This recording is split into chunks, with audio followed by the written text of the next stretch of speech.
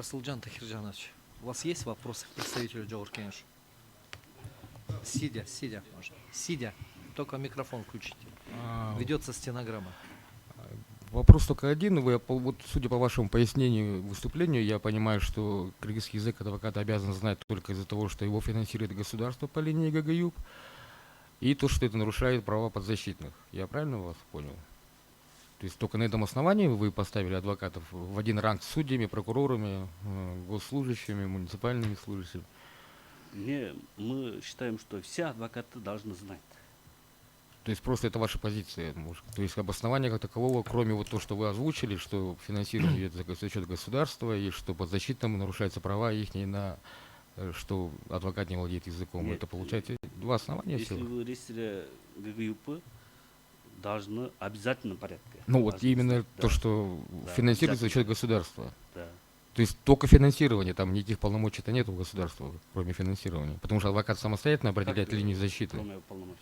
Ну потому что, например, меня Вот назначает. они регулируют вот, Министерство юстиции. Да, вот меня назначил Основной координатор. Меня назначил координатор защитником. Я сам определяю, ознакомившись с материалом дела, я сам определяю дальше линию защиты, потому что адвокат независим в своей деятельности, поэтому дальше государство никаких полномочий не может мне предоставить, кроме оплаты.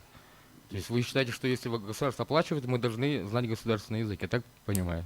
Нет, логически. Вы прекрасно знаете, что вот по линии ГГЮП Да. они, Министерство юстиции, разрабатывали несколько нормативных прав, правильно?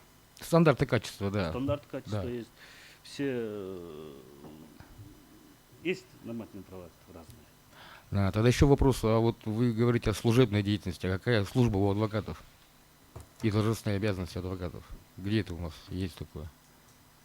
В чем заключается наша служба? Например, служба военная есть, служба есть государственного служащего. А у нас какая служба? У вас в законе прописано служебная деятельность. Что понимаете вы под служебной деятельностью адвоката? И под должностными обязанностями адвоката? Вы служите народу, правильно? Поэтому Ясно. Спасибо. Вопросов больше нет. Уважаемые коллеги, есть вопросы? Присаживайтесь.